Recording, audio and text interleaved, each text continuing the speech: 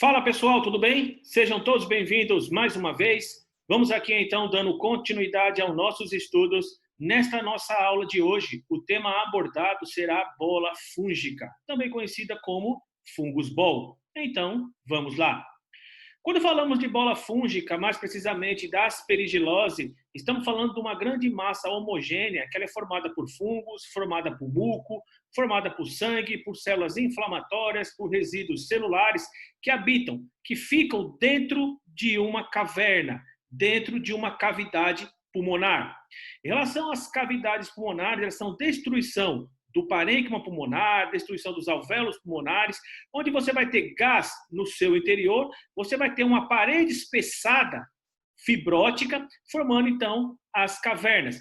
Em relação a essas cavernas, existem diversas causas. Então, utilizamos muitas vezes o mnemônico cavidade. Em relação à cavidade na língua inglesa, ela é chamada de cavite. Então, vamos utilizar o mnemônico cavite. Em relação ao C de cavite, podemos citar o câncer.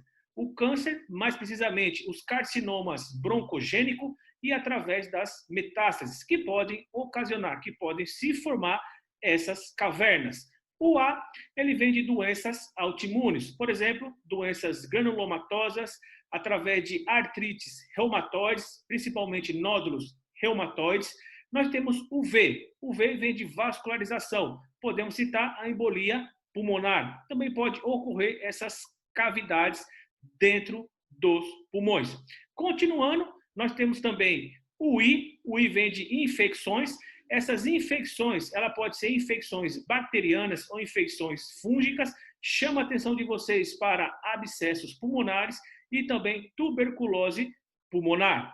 Nós temos o T, através de traumas, principalmente pneumatoceles, e por fim, nós temos o Y. O Y está correlacionado com a juventude, ou seja, com doenças congênitas. Assim, podemos citar então malformações congênitas respiratórias pulmonares, podemos citar também o sequestro pulmonar e podemos citar também os cistos broncogênicos.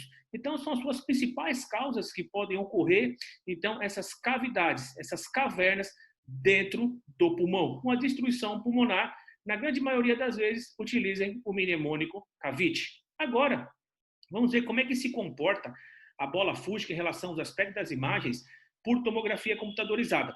Por sua vez, a tomografia computadorizada ela tem uma alta sensibilidade, uma alta especificidade na caracterização da bola fúngica. Isso se você utilizar os protocolos específicos, os protocolos que estão pré-determinados para a caracterização da bola fúngica, como, por exemplo, a mudança de decúbito. É preponderantemente muito importante a mudança de decúbito na caracterização em relação à bola fúngica. Você vai observar o movimento da bola para ver se ela cai, para você caracterizar que se trata, então, da bola fúngica, ou se não, você observar algum tipo de diagnóstico diferencial.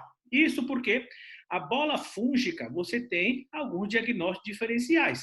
Podemos citar aqui, então, nódulos que nascem dentro da cavidade e, principalmente, aneurismas. Podemos citar os aneurismas da artéria brônquica e os aneurismas das artérias pulmonares. Aneurisma das artérias pulmonares que crescem dentro dessas cavernas, dessas cavidades, é o que nós chamamos de aneurisma de Rasmussen. Cuidado com o diagnóstico diferencial com encefalite de Rasmussen, né? A encefalite de Rasmussen seria uma inflamação crônica que ocorre no encéfalo. Então, é diferente da síndrome de Rasmussen, ou seja, a encefalite de Rasmussen.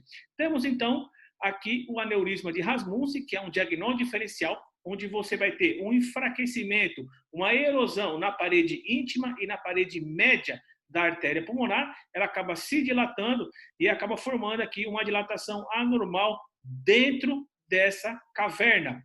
Em relação a essa dilatação, você vai ter uma troca em relação ao tecido da parede da artéria. Se eu sei que a artéria pulmonar, os ramos das artérias pulmonares, você tem a túnica íntima, que é intimamente em contato com o sangue, tecido endotelial, e a túnica média, formada de tecido elástico muscular liso, esses tecidos são trocados por granulomatosos, por tecidos granulomatosos, você acaba ficando mais fina essa parede, bem propício a dilatações. E essas dilatações anormais são conhecidas como aneurismas. E esses aneurismas dentro da cavidade de aneurisma de artéria pulmonar é o que nós chamamos de aneurisma de Rasmussen. Esses aneurismas de Rasmussen eles podem se romper e inundar de sangue essa cavidade, formando um epistáxio que nós chamamos maciça. Então, é muito importante sempre fazer essa avaliação. Para isso, precisamos fazer a mudança de decúbito na hora da caracterização da bola fúngica. Então, temos aqui um caso bem interessante, um corte no plano axial, tomografia computadorizada do segmento torácico, em um filtro dedicado exclusivo ao estudo dos campos pleuropulmonares. Conseguimos observar, então, do lado esquerdo do pulmão, no lobo superior, essa grande cavidade com essa grande massa no seu interior. Aqui mais em cima, conseguimos observar um padrão clássico de tuberculose também, seria árvore em brotamento. Então, nesse caso aqui, nós temos uma cavidade secundária a uma tuberculose. Então, nós temos aqui a cavidade, parede espessada, nós temos então o conteúdo homogêneo no seu interior, essa massa homogênea, formando um sinal muito importante, o sinal do crescente aéreo. É muito importante observar na bola fúngica também o sinal do crescente aéreo. Esse sinal do crescente aéreo é que vai fazer a divisão, né? Ele que vai delimitar a parede externa extrínseca da cavidade com um conteúdo homogêneo no seu interior, com a área de sequestro. Então é muito importante sempre observar esse sinal do crescente aéreo. O sinal do crescente aéreo, temos que prestar atenção que na literatura, muitas vezes, eles dão o nome de sinal de Monod. Sinal de Monod. Então, o sinal de Monod é a mesma coisa do sinal do crescente aéreo. Algumas literaturas, eles classificam como o sinal de Monod. Então, é muito importante essa avaliação. Então, você observa aqui uma cavidade, você observa aqui o crescente aéreo, uma cavidade de parede espessada, você vê que é uma cavidade com a parede fibrótica, você tem uma massa homogênea no seu interior. A primeira coisa que você vai pensar é bola fúngica. Depois você começa a pensar nos diagnósticos diferenciais. Para você caracterizar que se trata, então, de bola fúngica, você vai fazer outra aquisição em relação aos aspectos das imagens, porém, na mudança de decúbito. Essa mudança de decúbito, você vai colocar esse paciente em decúbito ventral. Colocando esse paciente em decúbito ventral, você vai ver o movimento da bola. Então, você vê que a bola está aqui, em decúbito ventral, a bola cai. Então, através do movimento da bola, você começa a caracterizar que se trata de bola fúngica. Já fecha o diagnóstico, junto com a sintomatologia desse paciente, com toda a clínica do paciente, você já começa a fechar que se trata de bola fúngica. Se você colocou esse paciente em decúbito ventral, a bola não caiu, já começa a pensar em diagnósticos diferenciais, continua a investigação, principalmente com a administração do meio de contraste. Então, é muito importante a observação na hora que você fizer o exame, na hora da aquisição das imagens. Observou essa imagem clássica, característica de bola fúngica, uma caverna de parede espessada, sua parede fibrótica, a imagem do crescente aéreo, um conteúdo homogêneo, uma massa homogênea no seu interior. Primeira coisa, pense em bola fúngica. Segunda coisa, continua a investigação através da mudança de decúbito. Essa mudança de decúbito é decúbito ventral. Observou a imagem de decúbito ventral, o movimento da bola, ela caindo, comece a cravar que se trata, então, de bola fúngica. Fizemos outras reconstruções coloridas aqui só para termos uma melhor identificação em relação à bola fúngica. Temos a área de cavidade, a cavidade aqui, ó, a caverna dentro do pulmão. Observamos aqui, então, a bola fúngica, né? Essa imagem aqui, ó, homogênea, uma massa homogênea.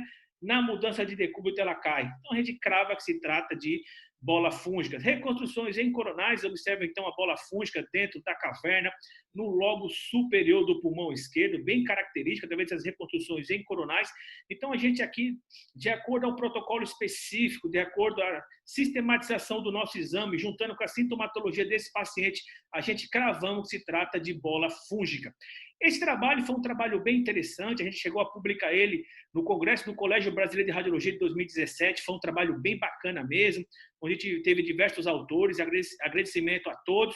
Então, seria isso a nossa aulinha de hoje, falar um pouco desse trabalho que a gente publicou, chamado de bola fúngica, Fungus Ball. Então, é muito importante a observação em relação ao protocolo. Assim, você consegue caracterizar que se trata de bola fúngica ou você começa a pensar em diagnósticos diferenciais. Então, seria isso. Muito obrigado pela atenção de todos e até a próxima aula, meus amigos. É tudo, TOIS.